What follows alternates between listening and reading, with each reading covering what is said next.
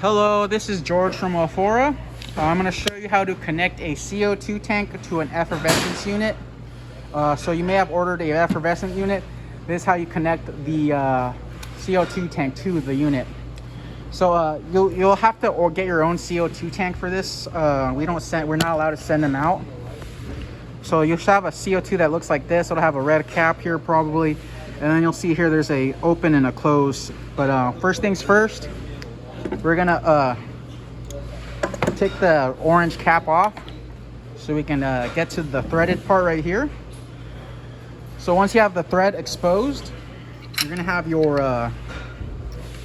CO2 gauge that comes with the unit. You'll notice it has a fitting right here. That's the adapter.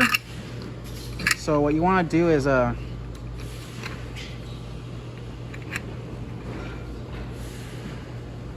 just gonna stick that in there. Okay, so what you want to do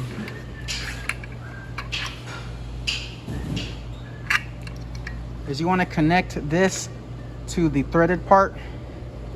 You're gonna start hand tightening it, and once it's hand tightened all that it could tighten, what I want you to do is grab a crescent wrench or a channel locks, and then I want you to tighten it. So I'm about to tighten it with my crescent wrench here.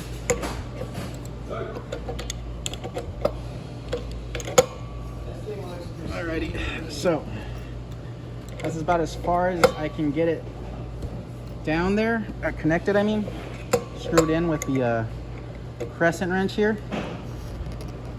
So okay, so I got that good to go. So I've connected this through the threaded part. So you'll get this, and then before we do anything else, you'll have a 1/4 inch tubing here that should be provided. And what you want to do is connect it to this bottom piece right here, all the way in. Make sure it's all the way in. If it's not all the way in, it will leak on you. Make sure it's all the way in there. So once you have it all the way in there, you can run your tubing here to the back of the unit. Let me show you where you connect it to the back of the unit. So let me get this stuff out of the way.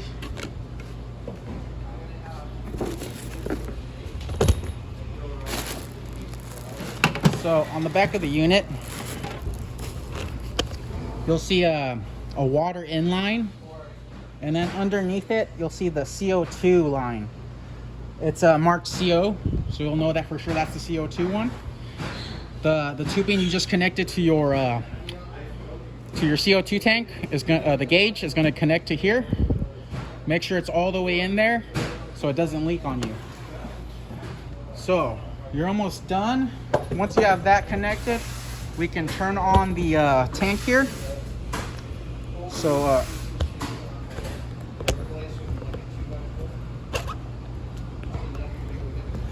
here's the top of the tank now. So you'll notice here that it'll say open and close. What you want to do is open it all the way. Once you open it all the way, you can check out your gauge here. So this is a brand new tank, so it should be full, and that's what the gauge is indicating. In the green means it's full, red means it's empty. So we know that's this is a new tank, right? And once you have the new tank, what we want to do is pull this. This adjusts the CO2 that gets pushed in there. So you want it under the 4. You don't want to go past the 4 because it may start leaking on you. So just as close to 4 as possible. If you hear an air leak, it might be that you went too far.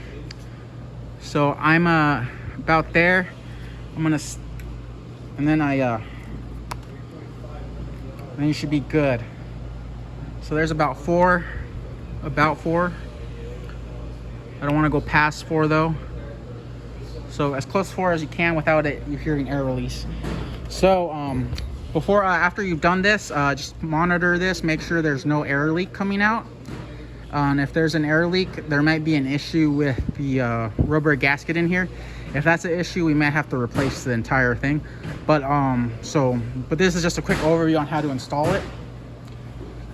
Only thing you'll need is this, the crescent wrench, and I think you're fine after that. So if you have any more questions or concerns, please let me know. Other than that, have a great rest of your day.